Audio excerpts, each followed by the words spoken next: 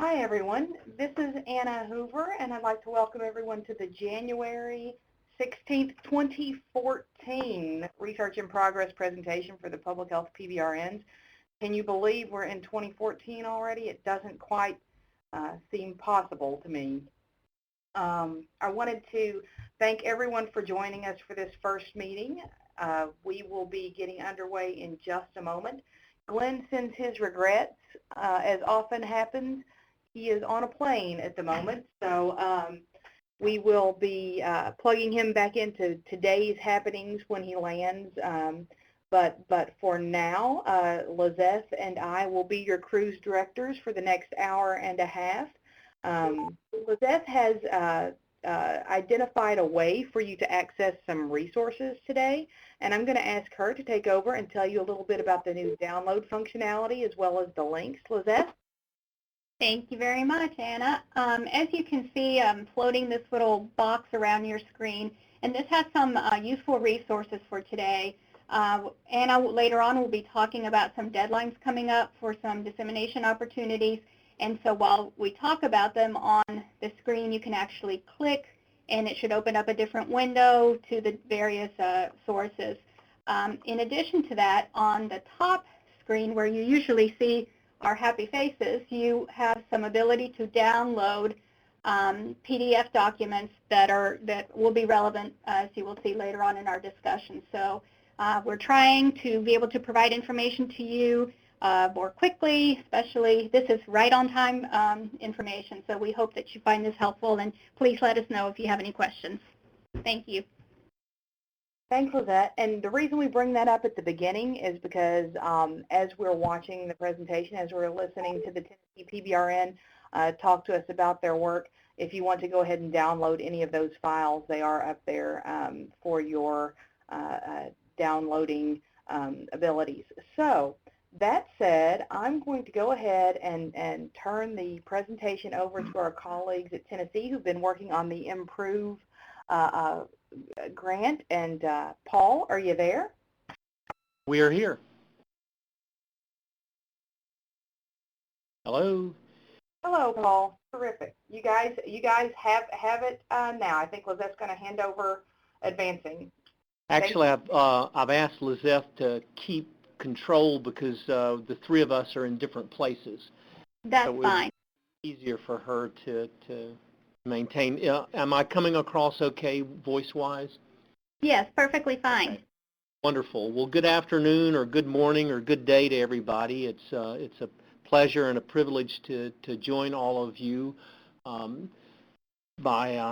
this webinar. I'm Paul Irwin. I'm currently the department head for public health at the University of Tennessee in Knoxville. And you can go ahead and go to the next slide. Joining me in the presentation today will be Margaret Knight, assistant professor in our department, and Kirshenbaum, a visiting professor from Israel, who's sitting next to me in my office.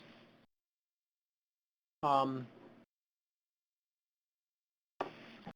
want to right away make note of our practice partners who are not only instrumental to this presentation, but critical to the work that we do in our practice-based research network. Martha Buchanan, who is the director of the Knox County Health Department, and Janet Ridley, who is the director of the 15-county East Tennessee Regional Health Office through the Tennessee Department of Health. So what we're going to do today over the next 25 to 30 minutes, I'm going to provide a bit of a background on the Tennessee PBRN, who we are, what we do, and how we do it. I'll highlight the research questions that we've been exploring over the last 18 months. And then Margaret will address one of those research questions on change in immunization policies. Then Ann will address the other research question on the merging of tuberculosis clinics between the two health departments. So next slide, please. So the primary participants in our PBRN include the Knox County Health Department, the East Tennessee Regional Health Office, and our Department of Public Health. But we're actually part of something that has a much longer history and a much larger network of both practitioners and academicians. Next slide, please. And that's the East Tennessee Forum on Public Health and Preventive Medicine. This was something that we established in 1995, originally involving, again, these same partners as well as other partners, particularly and initially the Department of Family Medicine at the University of Tennessee Medical Center, which has a very strong preventive medicine focus with a lot of MD, MPH types on their faculty. But we've been joined over the years of our networking by the College of Veterinary Medicine here at UT, and most recently by the College of Nursing. The forum has been an opportunity for us to network and to build collaborative relationships over now almost 20 years of meetings. We meet on a quarterly basis for a luncheon gathering in which we usually have a speaker from one of our own groups or externally. Glenn has been to our forum a couple of times, and in fact had visited our forum just prior to the launching of the public health PBRN program through RWJ, and had encouraged us at that point to apply as a PBRN. We actually became an affiliate of PBRN in 2010, and then the opportunity to be a funded PBRN came as a part of our involvement with the IMPROVE study that Anna mentioned a couple of minutes ago. Next slide, please.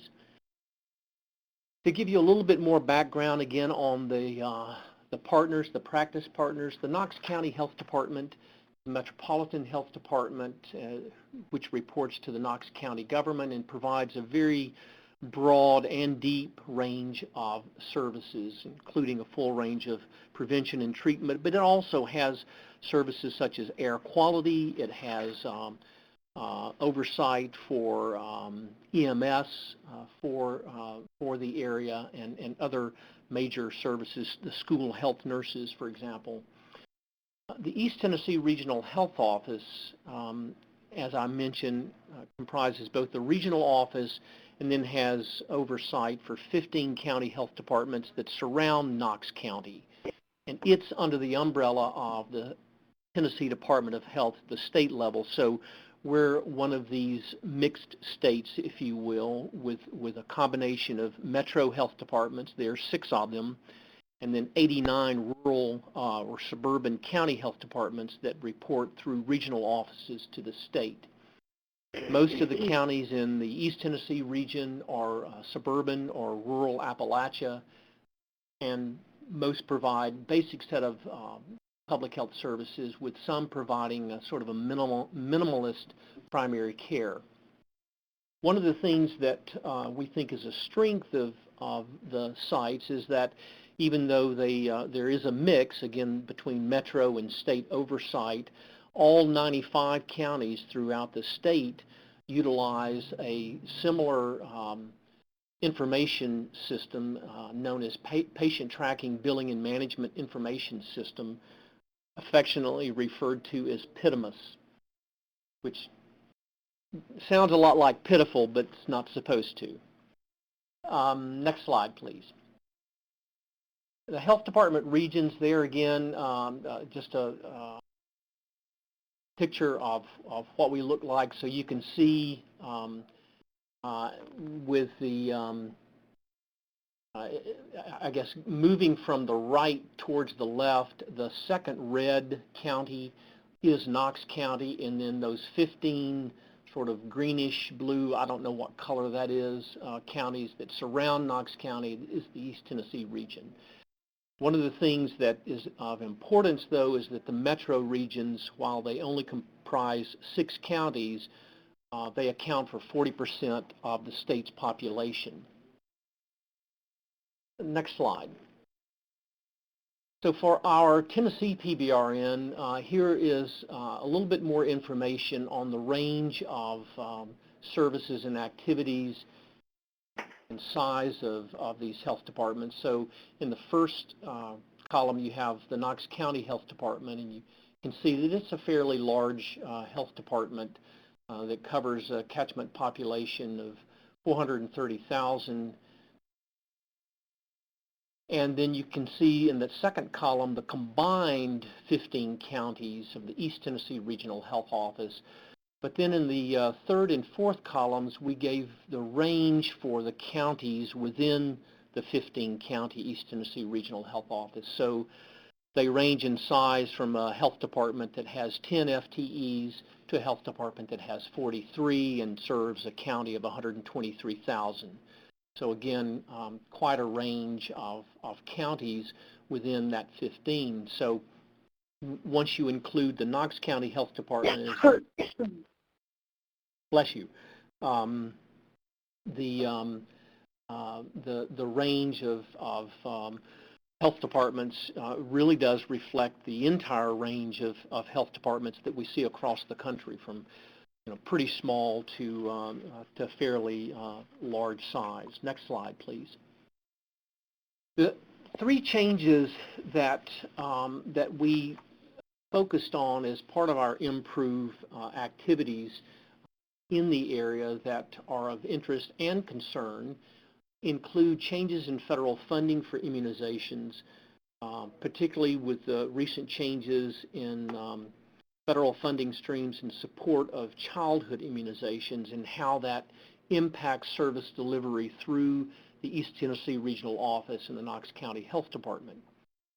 The second area are changes in the relationship between the two major health departments, the regional office and the Knox County Health Departments, in their merging of tuberculosis clinics. Each of them has, for many years, up until recently, maintained a separate tuberculosis clinic, and you can see that that obviously the Knox County Health Department is here in Knox County. The East Tennessee Regional Office is also located in Knox County, and their tuberculosis clinic, which serves their 15 county health departments, is actually in the regional office in Knox County. So in other words, we have two health department tuberculosis clinics with different reporting structures, but serving the same kind of public health challenge. So next slide. So finally, these issues have resulted in research questions that Margaret and then Ann will address. The first being how changes in federal funding have impacted provision of immunizations at the local level. And then the second, how changes in tuberculosis control program has impacted staff, health service delivery for TB prevention and control. That third piece on changes in billing procedures is something that we're continuing to pursue, but we're not going to be reporting on in this presentation. So with that, let me move to the next slide. Thanks, Lizeth. And Margaret, I'll hand it over to you. Thank you, Paul. As we took a look at, next slide, please. As we took a look at the immunization data that we gather and really took a look at all the environmental conditions that were occurring, we actually identified two separate policies. One occurred in 2011 as a result of the loss of federal funding for the purchase of immunizations, and the other one occurred as a rule change for Section 317. So we made the decision to look at them separately. Both of these issues came up as a result of changes that sprung out of the ACA. Basically, that the ACA requires first dollar coverage of all preventive care. So that means that if you have health insurance, unless you're in a grandfathered plan, you're going to have coverage for preventive care. And where before a patient who may have come to the health department in order to receive immunizations and might have had insurance, that no longer occurred to the same level. Basically, they were being redirected to their physician's offices. Now, in the fiscal year 2012, we lost a lot of funds from the American Recovery and Reinvestment Act. And that occurred in response to the changes with the ACA and the federal government making the decision that they were going to more appropriately apply that money to other areas such as infrastructure. And then in fiscal year 2013, we have that change. So let's go to the next slide, please. So the State of Tennessee Department of Health promulgated a regulation really defining who would be eligible for the vaccinations that are purchased through the federal money. And if you take a look at what I have here, I've actually summarized the policy. For birth through 18 years and birth through age 6, not VFC eligible, and then 7 through 18 years. So these really redefined who could come to the health department and get free vaccinations. Next slide, please. The data run from October of 2007 through September of 2012. They represent the number of immunizations provided each month to each age group. We only included the vaccines that are required for admission to school. And there's a list of them there. And because of the non-normal distribution of the data, we used a Mann-Whitney test to calculate significance. Next slide, please. What we actually found was that there was already a downward trend in play. And so we thought about how to explain that. We really weren't quite sure how to explain that. However, we did note that there was a decrease in vaccination that should be uptake, not update, during the fiscal year 2012 compared to 2011 for all of the vaccines.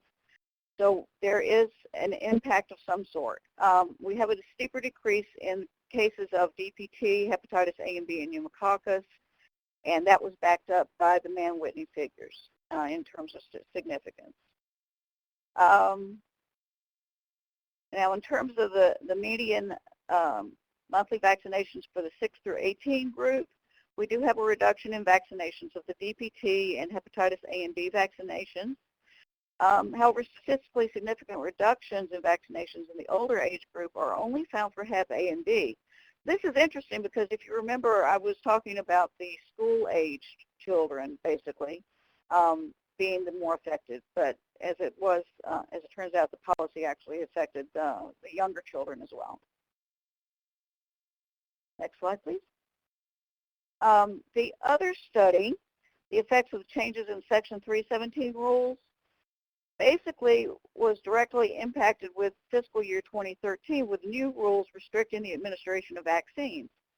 Under the ACA, only the uninsured people and people insured under grandfathered plans, I mentioned that a minute ago, the grandfathered plans that do not provide for vaccination coverage are eligible to get their vaccinations in this way. And that anybody with health insurance should then go to a provider who can file their insurance. That could be a pediatrician. It could be a pharmacy that provides vaccinations, any kind of provider like that that would be able to file for their insurance. So our study used data from October the 1st, 2012 through September the 30th, 2013. And we used the Mann-Whitney again. Next slide, please.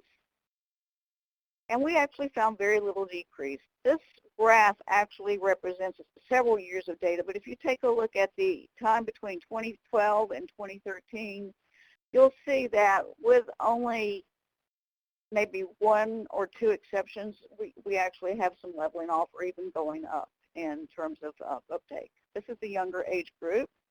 Let's take a look at the older age group. And again, we have the same effect.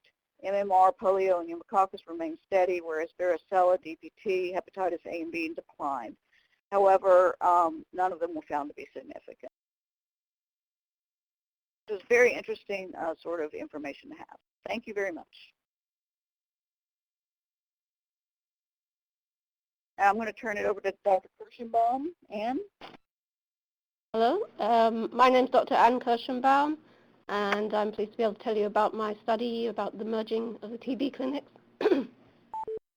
Next slide, please. So, as you heard, historically, Knox County Health Department and East Tennessee Regional Health Office have maintained two separate TB programs, and the clinics merged in October 2011. And you heard from Paul that both of those clinics are actually in Knoxville.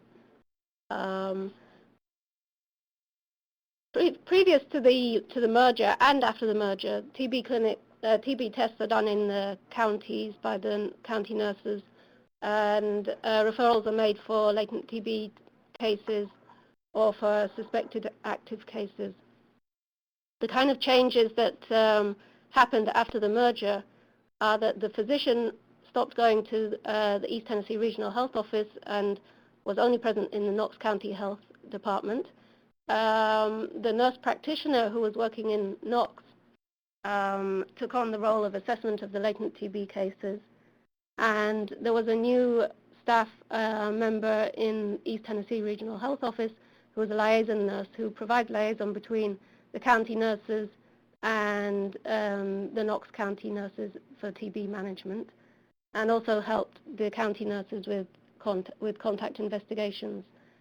The reason for the merger was a need to cover physician services, but it also was an aim to reduce the operating budget, and also took place in the context of a lower burden of TB cases in the region. Next slide, please. So this slide shows us the reduction over time, over the previous 12 years or so, in the East Tennessee region in the number of active cases. It also shows us that the case rate in the East Tennessee region is lower than the general case rate in Tennessee. Next slide, please. And the same situation in Knox County. So there was a good reason to merge the clinics in terms of reducing numbers and to provide a centralized service. Next slide, please. So the research objectives were to determine whether the merging of the clinics resulted in changes in service provision efficiency. And efficiency we're measuring in terms of inputs and outputs, where the input would be staff time and costs, and outputs would be the provision of services. But looking at it from another point of view, this is a change, and it's a kind of disturbance to the system. So we also want to look at it in terms of how the staff coped with that change and any problems that resulted from that merger. And this is a kind of case study for others that might be interested in seeing the experience that the staff went through. Next slide, please. So the impact of emerging TB clinics is a very kind of broad question that can affect many different aspects. So we took a mixed methods design, both qualitative and quantitative data are being gathered. The first data that we've looked at is the expenditure data from the local health departments, and we'll be able to see the results in a minute. For the active cases, we have the aggregate report for TB program evaluation. We also have the contact investigations from that aggregate report. But we wanted to look at the latent TB outcomes because that's an outcome that's less monitored than the active cases. So any kind of disruption to the system you might find in a less monitored outcome. So we're looking at the active TB cases. As well as that, we will be doing interviews of staff for the qualitative component. And this is in the IRB stage. Just go back to the last slide, please. This is in the IRB, this is waiting for the IRB at the moment, but we will be doing semi-structured interviews asking about time required to provide services, problems encountered, and methods used to solve them by the staff, and perceived advantages and disadvantages of the merger. We will be interviewing any staff at ETRO and Knox County that provided TB services before and after the merger. And at ETRO, that includes the Director of Communicable Disease, Director of Nursing, clerks, and a number of county nurses. And at Knox County, I'll be interviewing the physician, the nurse practitioner, a public health nurse, and a clerk. We will be analyzing the data using Atlas, so for qualitative data, going to be extracting themes and meanings from the interviews. Next slide, please.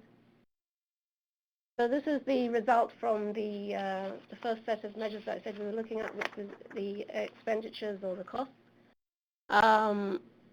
Looking at the very top line, that shows the overall Knox County and ETR combined yearly expenditures. As we expected, the lower line is the yearly expenditure from ETRO, and that went down, and the Knox County went up. What we did expect perhaps was that the total would be lower over time, and we didn't see that. So fiscal year 12 to 13 is actually a bit higher than the other years. What we need to remember here is that the accountancy records are not scientific records, and staff who perhaps are part-time can sometimes be put on for 1 year and not on another year. So that's the kind of limitation of this data, but still it's interesting data. Another point about the expenditure data is that I was able to see that about 85% of the total expenditure goes on salaries. And in fact, the number of staff decreased at ETR and went up at Knox, so that might explain why the expenditures didn't really decrease. Possibly the expenditures are related to the total number of cases that need to be looked after, and that shouldn't necessarily change just because the clinics are merging. Next slide, please. So I've been doing a record review of the latent TB cases. That was done, first of all, using a query to identify all of the latent TB cases over period 2010 to 2012. I used that patient tracking, billing, and management information system that Paul described. We used a query looking for a diagnosis of latent TB infection or a positive test. I couldn't go any further using that system. I needed to actually look in the records to get good data out, and we wanted to look at measures such as how long does it take for a patient who has a positive test in the county health department to get to assessment in the regional health department. We suspected that that might be reduced because the nurse practitioner was more available and the patient didn't need to wait for the next clinic appointment as they originally had to do. In fact, looking at those results, this is the interim results, the median time from positive test to clinic assessment didn't show me any statistically significant difference, so I didn't find an improvement in efficiency there. One of the problems with this data is that patients don't necessarily always keep their clinic appointments, and they can make a clinic appointment for a week after. So what I did was I have only taken those where the difference in time is within 30 days, looking at those only, and using medians and Mann-Whitney tests. Treatment start rates and treatment completion rates is another measure that I'm looking at for the latent TB outcomes. I did find a significantly higher start rate after the clinic merger, and that's something that I want to go and investigate if there's differences in policy, the nurse practitioner perhaps treating cases differently from the physician. So this is something that I will be investigating, the reason for that. And treatment completion rate, I didn't find a statistically significant difference. So next slide, please.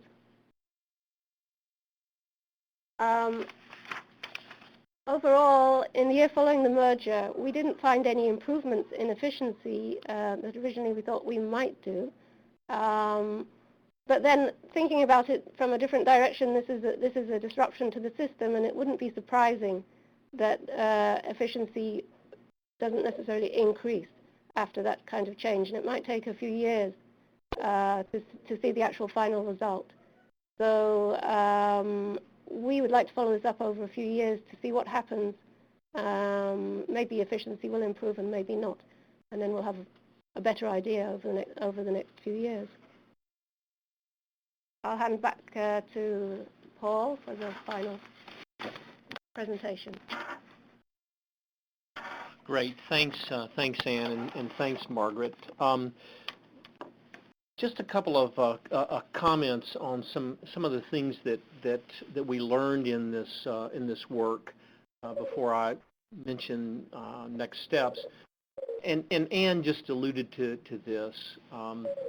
For immunizations, when we originally looked at simply a year's worth of data before the federal policy changes and a year after, that gave us one view, but it was very important for us to get a much longer view, and I think Margaret did a very nice job of highlighting that there was already a trend in play before the federal policy changes. And while that might seem to be a very simple observation, it's critically important nonetheless, because if we're going to make statements about the impact of policy, we need to be clear that we can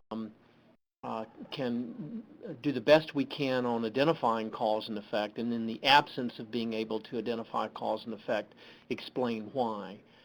I think in that same light, Ann has raised really important questions about the time it takes to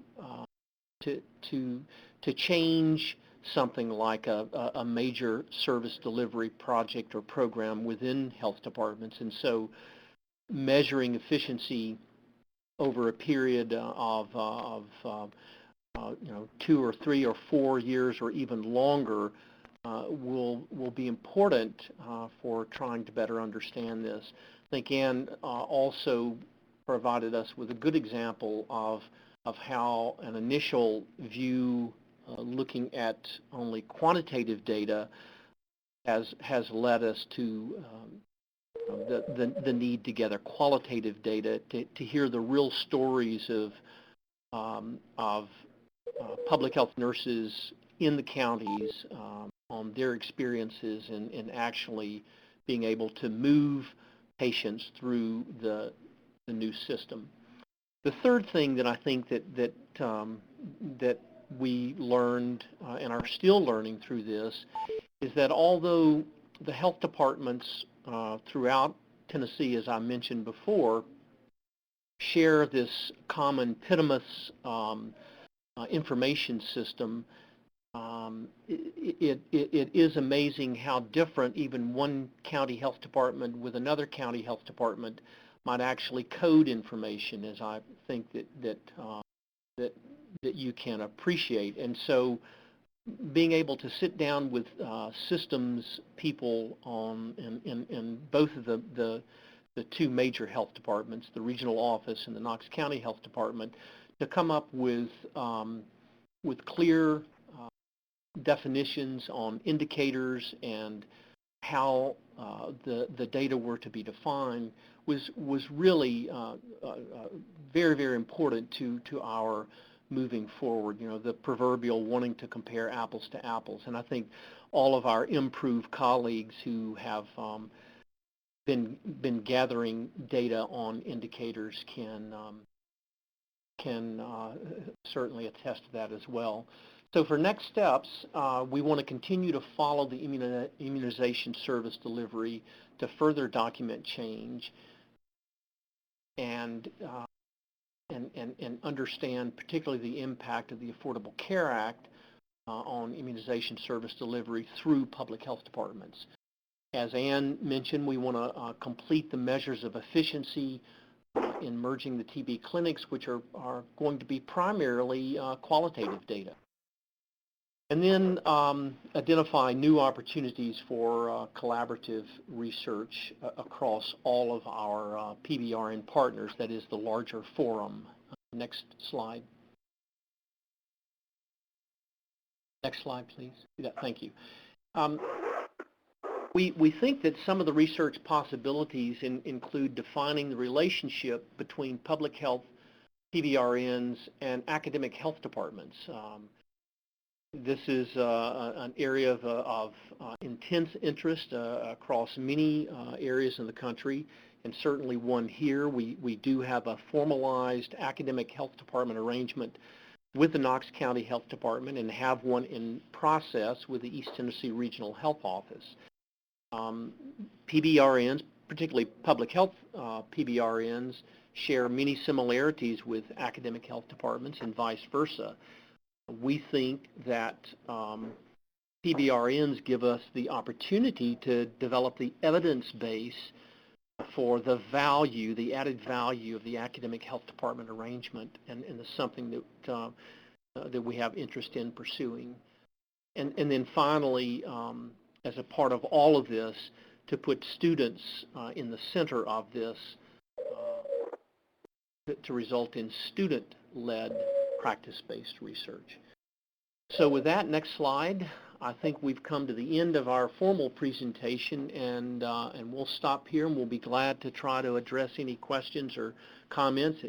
Would certainly invite suggestions or recommendations for how we might gain additional information through either of the two projects that were described here. So thanks very much. Thanks, Paul and Margaret and Ann. I think we're ready to have some questions. We already have one in the chat box. I'm not sure if Julie Marshall, I think Lizette has turned on the mics. Julie, are you phoned in or are you computer only? Okay, assuming that Julie is computer only, her question is, for immunizations, did the results vary by population, by county population size or percentage of children living in poverty? Margaret, if you're still on, I'll defer to you. I'll just comment that we did not, when we looked at the East Tennessee Regional Health Office data, we looked at all 15 county health departments combined. So any comparisons we did compared the 15 county combined data with the Knox County data, and there we didn't see significant differences regarding the changes in immunization delivery. We did not stratify this or break it down by income level, although that's a really, really good suggestion to pursue. Thanks, Paul. I have an immunization-related question / suggestion too, but I want to give other folks a chance to ask questions if there are any out there right now. Would someone like to jump in? Sure. This is Elaine O'Keefe from the Connecticut PBRN. Hi, everybody. Good presentation, Hi. And I'm sorry, I may have joined a little bit when you were into the presentation, so I may not have understood the whole purpose of this study. And one question that I had was, as far as looking at the efficiencies of the TB merger, were you looking at that primarily in terms of cost savings, or the amount of resources that are going into providing the services? Were you also looking at the cost benefit? Well, we were looking at what it would cost. cost savings is one of the issues that we were looking at. But another issue that we were looking at was efficiency of service provision. Particularly, I was looking at the time taken from positive test to being assessed in the clinic, that we thought might have been quicker after the merger. It might have taken less time because the nurse practitioner was more available, and the patient didn't necessarily have to wait for the next clinic appointment. So looking both at costs and outcomes. Thank you. That clarifies. I had another question and a comment. Is that all right to speak up now, or do you want me to wait for others? Oh, no, go right ahead, Elaine. Okay. Well, I guess, Paul, I was interested in a couple of your concluding remarks about further research and the interest in looking at academic health departments and PBRNs and that kind of interface, and maybe value added from having academic health departments involved with PBRNs, and I would agree with that generally, but I'm wondering, because of the wide spectrum of academic health department definitions, what you were thinking in terms of academic health departments, the whole gamut. You know, Well, the Association of Schools and Programs of Public Health, I'm sure you know this and are involved, has yeah. this whole academic health department group. Yeah, and good afternoon, Elaine, and thanks for your Hi. questions. I guess we would start with trying to answer some of the general questions that should be generalizable to all academic health departments, regardless of the arrangements. And for example, one of those questions has to do with the value added of placing students in a practice location to achieve some specific learner objectives or learner outcomes. A second, potential generalizable issue for all academic health departments is the extent to which practice partners begin to engage in formal educational opportunities because of their access to the academic institutions. And then a third, again, very generalizable issue with academic health departments would have to do with the degree to which there's collaborative research between the academicians and the practitioners that is practice generated and practice focused. So yeah, so these are things that I think would be germane to all academic health departments. There are certainly some specific issues that we would want to try and explore given our own academic health department arrangement here, but if you've got some other suggestions, well, I think it's intriguing, and I don't want to hog the discussion time here, but I really think one of the biggest issues with PBRNs is how to align the research needs of the practice community and the research interests in academic of research scientists, and yeah, the incentives. And I won't, you know, well, so that's the $64,000 question. it is, and it's a big. I think it's a big area to do some research on that. I think would be maybe very valuable. And lastly, I'm just going to say that the subject areas, the topics that you covered in your study today, the TB merger, particularly the immunizations, the impact of ACA on immunizations, and all of those policy changes on local health departments, that is really, really a large concern right now. And if it's not being addressed in across PBRNs, that would be fertile ground for some collaboration across state PBRNs. Yeah. Margaret, are you still on? I am.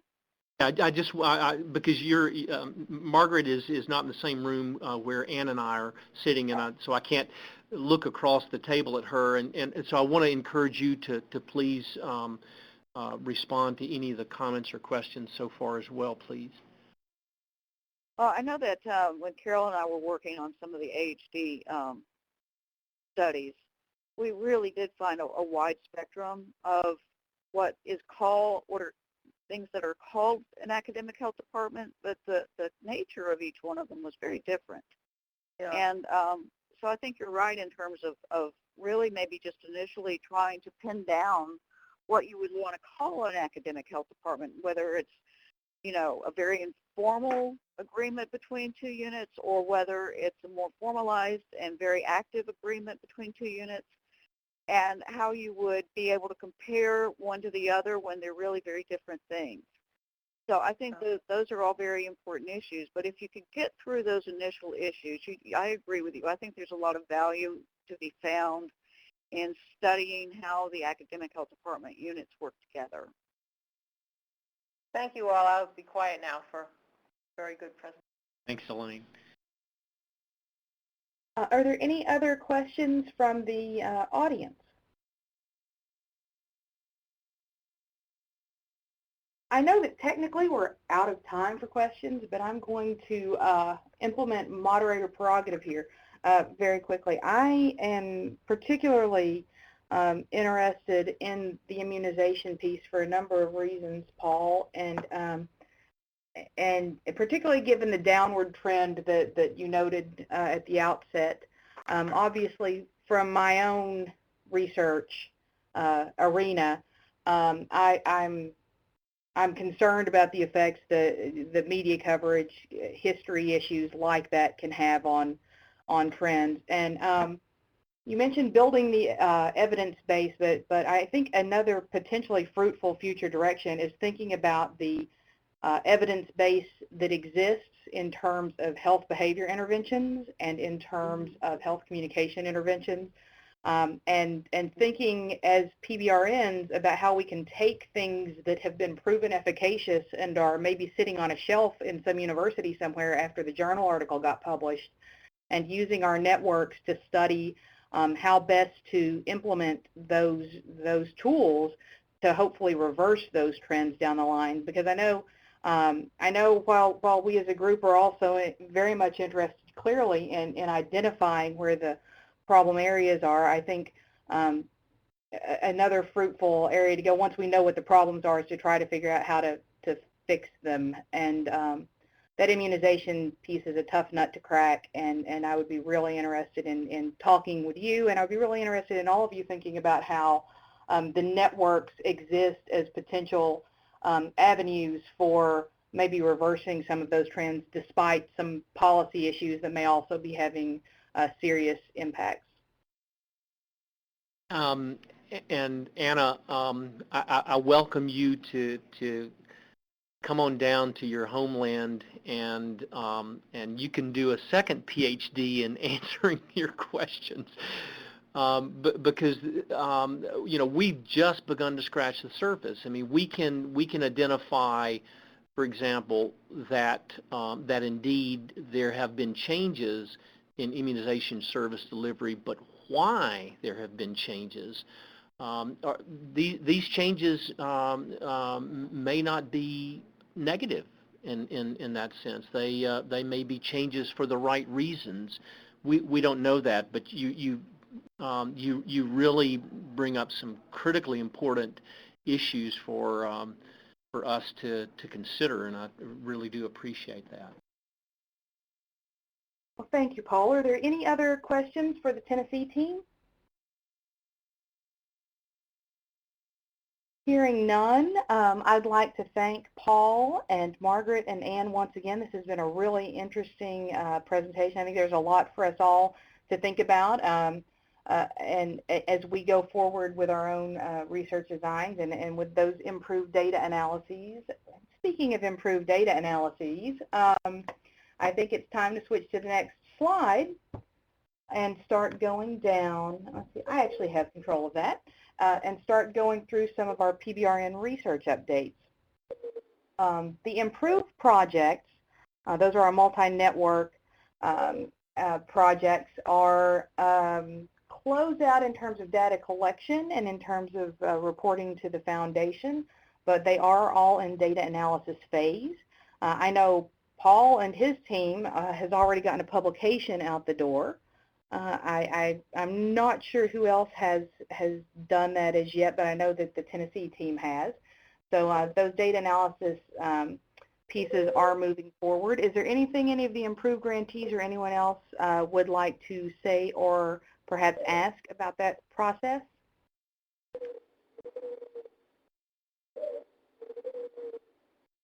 All right. Hearing none, we'll go ahead to the delivery and cost studies that we launched last fall. As we did with Improve, we have monthly virtual meetings of that group, and the next one is going to be on Monday, January 28th. I see CB is on the line. I'm not sure if he's on the phone or just listening in on the computer, but CB, is there anything you would like to say to the DAX group?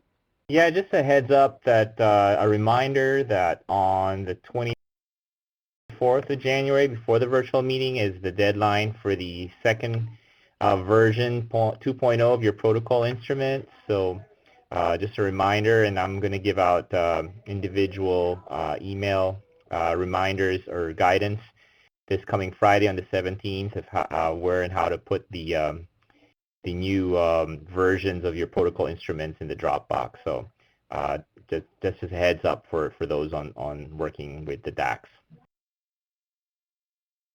Are there any questions or comments about the DAX projects for CB? All right, moving on down the line. Also, if your mics are open, you might want to close them. I think I hear a little bit of background noise, which isn't loud enough to be problematic, but I know sometimes embarrassing things happen when there are hot mics that we don't realize are there. The cost estimation work group, Lizette, would you like to say something about that? Sure. I just wanted to let everyone know, I know there aren't any cost estimation work group members probably on the call, but I wanted to let everyone know where we are in that process. The foundational capabilities work group has almost finished completing their list of what the foundational capabilities should look like. And from that list, our cost estimation work group is now really gearing up to discuss cost estimation models, and we are going to meet in person in January 13th here in Lexington at the University of Kentucky to really fledge out those cost estimation methodologies and the recommendations that the work group recommends for costing out those capabilities. We will keep you posted. We should have results very soon, or publications very soon after that. You want to add anything, CB? That's about it. Thank you. I'll just, thanks guys. I'll just point out, as Susan has in the chat box, that DAC's virtual meeting is actually Tuesday, January 28th. It's a Tuesday, and it is that afternoon, and looking at my calendar, it appears to be at 1 o'clock. Yeah, sorry about that. I have been having trouble with dates. You'll see there's the last slide is a correction for our monthly meeting, so thank you so much for pointing that out, Susan. Moving on to highlight a few dissemination opportunities that are sort of bubbling up. Obviously, there is always frontiers. We hope that you are submitting early and often, so to speak, your short emerging findings to that outlet. As Glenn mentioned last month, we are entering into a new agreement with the American Journal of Public Health this month. We're very excited about that. Similar to our relationship with AJPM last year and the year before, and AJPH will be publishing those abstracts. So if you want to get some heightened visibility for some of your emerging findings, please by all means submit to Frontiers. If you have any questions about the process, let us know. I know many of you already have published and many of you have submitted, so if you run into any problems with the online interface or anything, let us know. We also want to remind everyone that the PBRN specific travel scholarship to the Academy Health Annual Research Meeting and their Public Health Services Research Interest Group is due on January the 31st. So those scholarship applications need to be in by the 31st. As with last year, we're encouraging folks to submit a research and practice partner, teams of two, so to speak, so that you bring diverse perspectives to that meeting. You may remember in the fall we had a sort of teach back with the participants from last year, and they really all reflected on having a great experience, making some excellent connections, and seeing some new areas for research. So please, we very much encourage you to apply for that scholarship. You know, as if you needed any more incentive, it's in San Diego this year. Who doesn't want to go to San Diego in June, right? So definitely be having a look at that. I believe that the scholarship application is in the files for download to the right of your screen that Lizette pointed out earlier. Also, as many of you know, and we'll try to keep the rest of this call short and sweet to give you time to finish them, today is the deadline for the Academy Health Annual Research Meeting abstracts. That's for the big meeting that everyone attends, and they are due at 5 o'clock today. The link is right there for submission. We encourage you all to submit your work, and if you've already got some underway, you're just going to have a couple of hours to get in there and finish writing those up when we finish up here. So by all means, we wish you the best of luck in submitting there. Now, the Public Health Services Research Group Interest Group abstracts are not due until February 14th, so that gives you a little more time, although the meetings are essentially overlapping, adjacent, right there together. the abstract submission process is a little different for the two. So you have about, I guess, close to a month to finish up those PHSR interest group abstracts. And again, there's the link for that. Recently, there was an announcement for nominations for the Academy Health PHSR Article of the Year Award. That award is given at the Academy Health meeting in June. So if you know of an article from the PBRN community or the broader PHSSR community that is very much worthy of recognition, please make sure to send that in to the folks so that they know about the good work that's being done here. And Anna, can I just interject? That's a very easy thing to do. All you have to do is email the citation to phsr@academyhealth.org. You can see the link in the notes window there to the right. And if you have any questions, you can email Kate Papa at Academy Health. Thanks for that. Also, APHA abstracts. I mean, it seems like we were just in Boston, and the APHA abstract solicitation process is open. The abstracts are due February 10th through the 14th, depending on your specific section group that you're going to be submitting to. So you'll want to have a look at that and make sure to get your APHA submissions in. I'm trying to remember where it is this year. For some reason, New Orleans is popping into my head, but I could be wrong. New Orleans, yeah. Yeah, there are so many meetings in the fall. They all kind of run together. But yeah, New Orleans, and so you've got about 3-4 weeks to get those in. Also, I think we mentioned last month, and we want to say again, that we are working on an American Journal of Public Health special issue on advances in public health services and systems research. The call for papers is up to your right again in the downloads file. We would ask that you please seriously consider submitting to this special issue. It's an opportunity to disseminate your work and an opportunity with this new relationship with AJPH and Frontiers to really solidify PHSSR as a vibrant partner in this work that we're doing with AJPH. Are there any questions about any of the dissemination opportunities?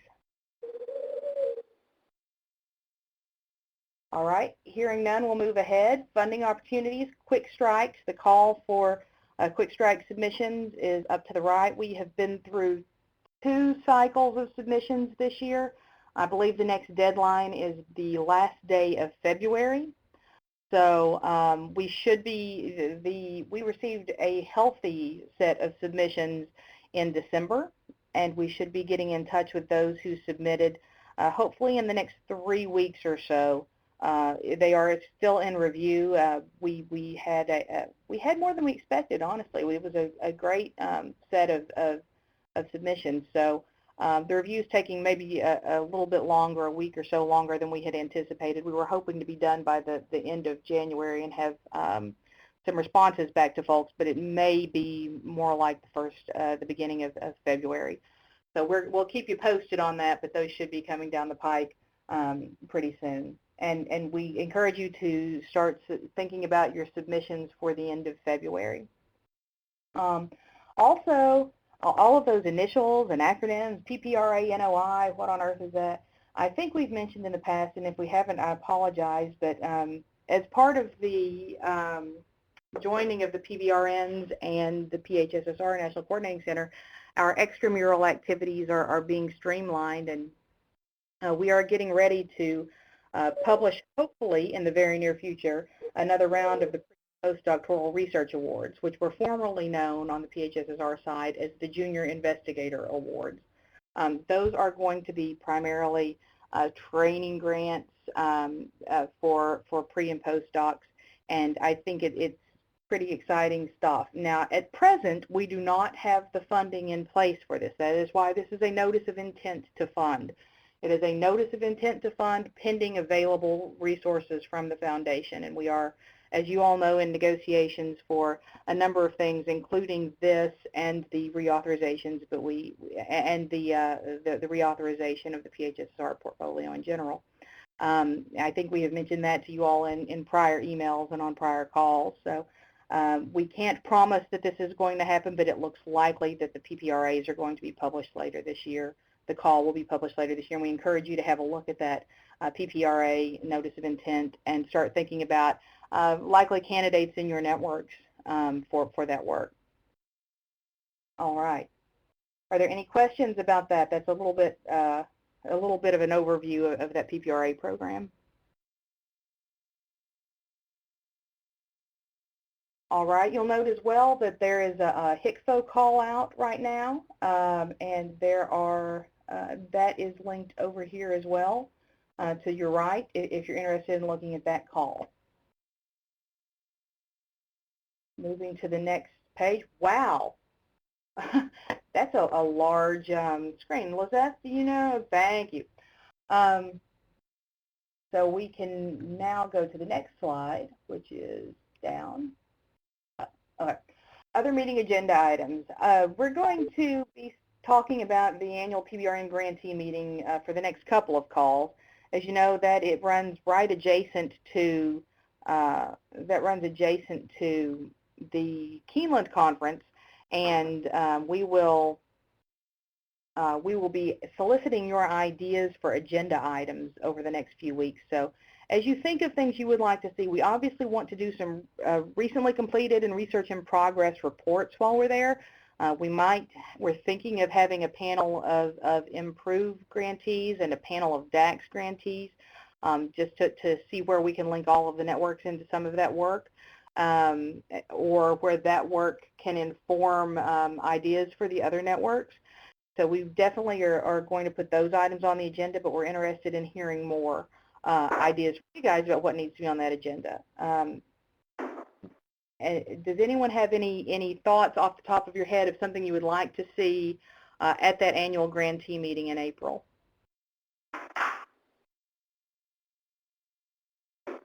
Anna, this is Paul Irwin. I really like the idea of panels that involve both practitioners and academicians who've been engaged in some of these funded research activities of late, improve and DAX and other kinds of things. That's a really great idea. Thank you. Thanks, Paul. I know that it's interesting because very often we get questions from technical assistance questions from some more practice-heavy partnerships about how you keep the researchers involved, and then we get questions from more research-heavy partnerships about how you keep the practitioners involved. So I think that it's exciting to have these discussions around successful research projects and how the two have interfaced across the life of the project and what they're planning to do next. So I think that panels are absolutely a very good way of getting at some of that. Anna, this is Nancy from North Carolina. Kind of along with Paul's comments, I'm really interested in how the PBRNs negotiate their research projects. So, a funding announcement comes out. What process do the PBRNs use to decide which proposal they'd like to put forward? Assuming that there are a number of ideas on the table, all with different researchers and different sorts of academic practice partnerships. What's the discussion like?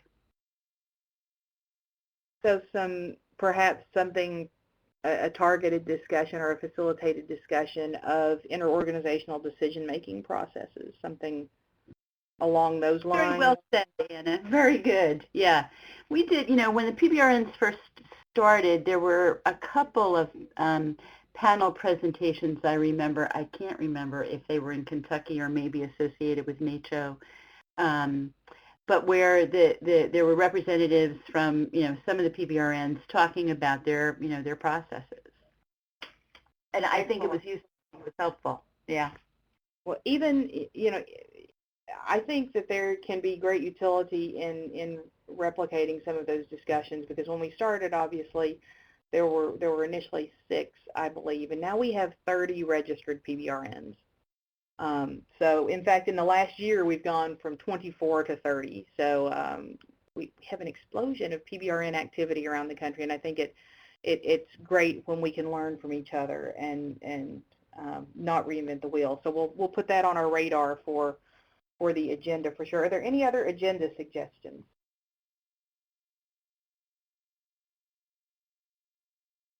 as you think of this, and do give it some thought, talk amongst yourselves, as Mike Myers used to say on Saturday Night Live. Have some conversations. Think about what would be useful, what would really give you some value added for coming to the meeting, and we will do our best to incorporate those things into the meeting itself. And I'm going to turn it over to Lizette for just a minute so she can discuss the travel logistics, because I know that's the question on everyone's mind. Thank you, Anna. Again, we are still in the beginning processes for preparing for the grantee meeting. However, we do want you to start thinking about who you would want to send from your network. As far as the networks who have currently active DAX projects, that was built into their proposals that they would send somebody to the Keeneland to the grantee conference. So that is already in their budget. So you might want to, especially for those 11 networks, start thinking about what kind of a mix, because we will pay for additional person to come. So we should have funding for one individual for one night from each network. So again, if you are in a DAX network, you have the opportunity to really have a good mix of a practitioner and a research and an academician at the meeting. So start thinking about that. And we will send, of course, the regular regulations and all of that a little bit closer to meeting time, but they should be pretty much the same way they were last year. I think it worked out very well. People got their reimbursements in a much more timely manner than in the past, but if you have any ideas of improving the process, of course, we would love to hear them. Thanks. And I would point out that you know, although the DAX recipients, because it's built into their travel, may be in a slightly better position to send two folks to the meeting, since the coordinating center is only funded to send one person from each PBRN to the grantee meeting. I would encourage those of you who have the available funding to send a practice and research partner. It really can be invaluable to have both of those perspectives at the table, and I wish we could fund every member of every PBRN to come, but it's just not in our budget. And so what we have is one PBRN grantee per network for one night, as Lizette mentioned. So if you can think of a way to send an extra person or an extra team of people, then by all means we encourage that, and we will be in touch with more details very soon. Are there any questions about the PBRN grantee meeting before we move on to our last item?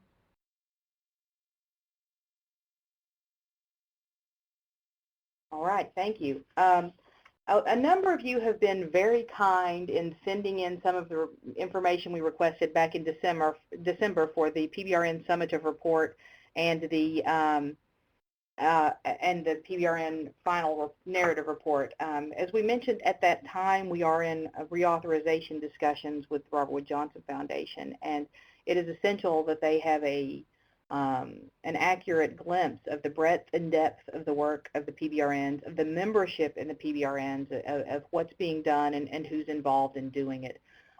So thanks to those of you who have already sent your materials. For the rest of you, even though the report has already gone in, it's not too late. We want to make sure we have full and complete records here for everything that you have done and for all of your products and for all of your members. Which brings me to our next wave of the PBRN Social Network Analysis Survey. The social network analysis is one way that we have of really concretely, quantitatively capturing the breadth and depth of those network memberships and of the network membership interactions. So we are planning to field another round of that in February. We have had publications from it in the past. You might have seen them. One was in JPHMP, and the one from the most recent wave was in the special theme issue in December's AJPM.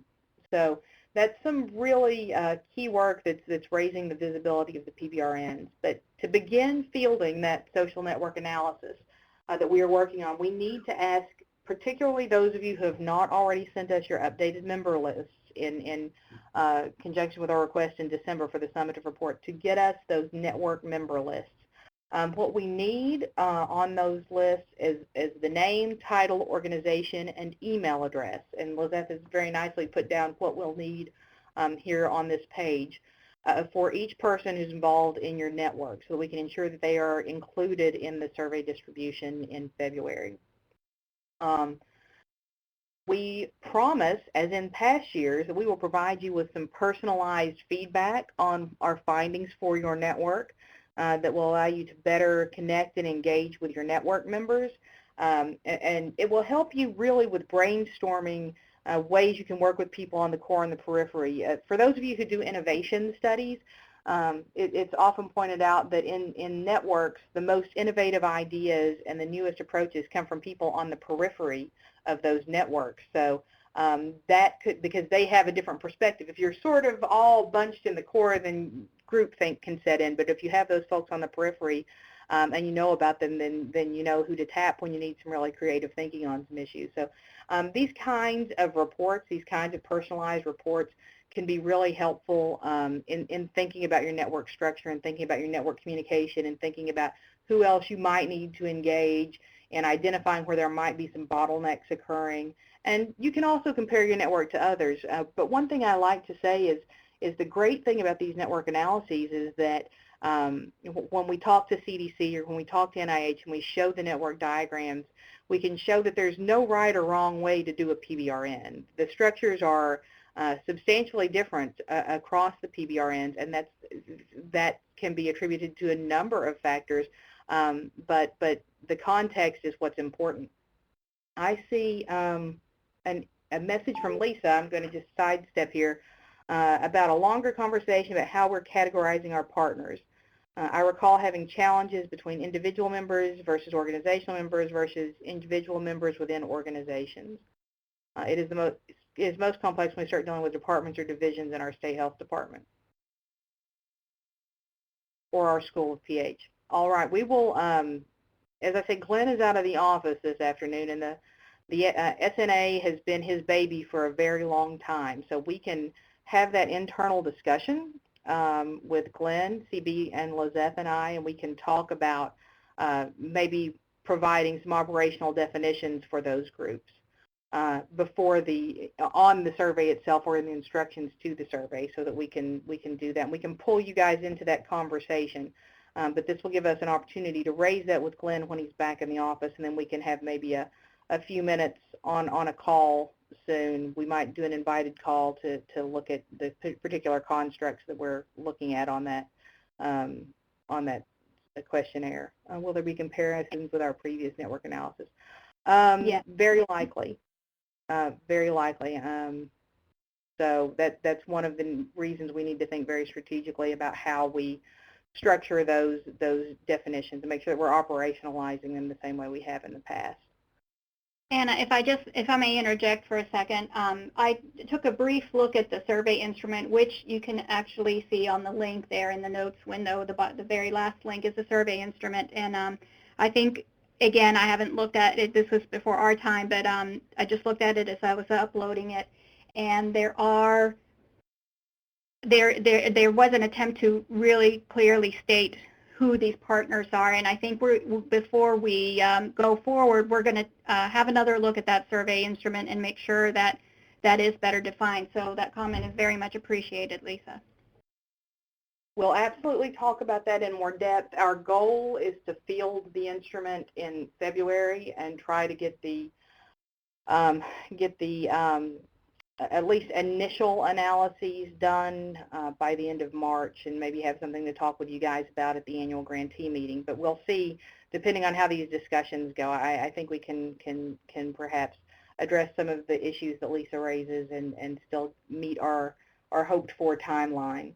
And again, this is a tool not only for you guys to work on strategic planning within your own networks, but it also becomes a tool for us to share with the foundation as we discuss future directions for the PBRNs and the reauthorization.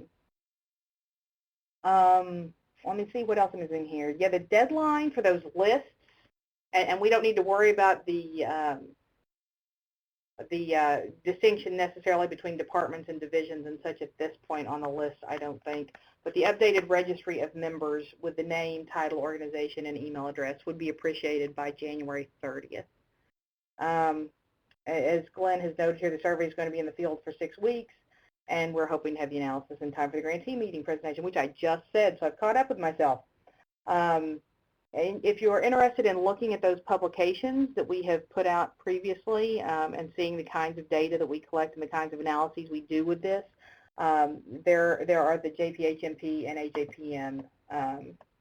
and AJPM articles linked right there. This is just a picture of the Connecticut Public Health PBRN in 2011 and 2012. Is that Connecticut?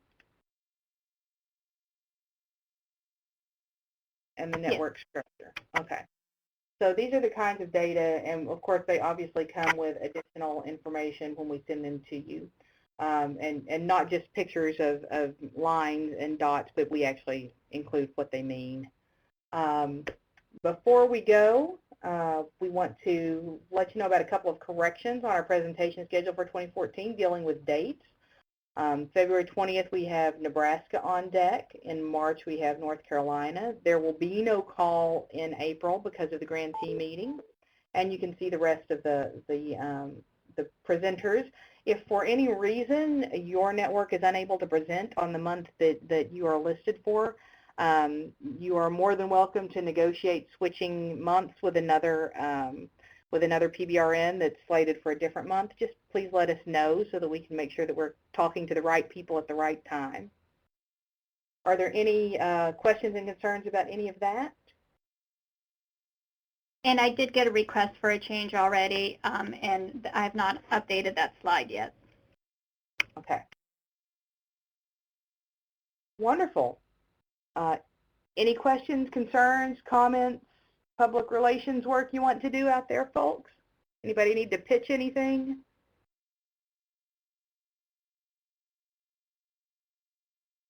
All right, we've got a quiet group this week, and hearing none, we've got 12 minutes left, and that's an extra 12 minutes you can work on those Academy Health Arms submissions. So we're going to wish everyone a great rest of your week, and we'll be in touch very soon. Thanks, folks. Thank you. Bye. Anna, thanks, Lizeth. Thanks, Anna. Thank you.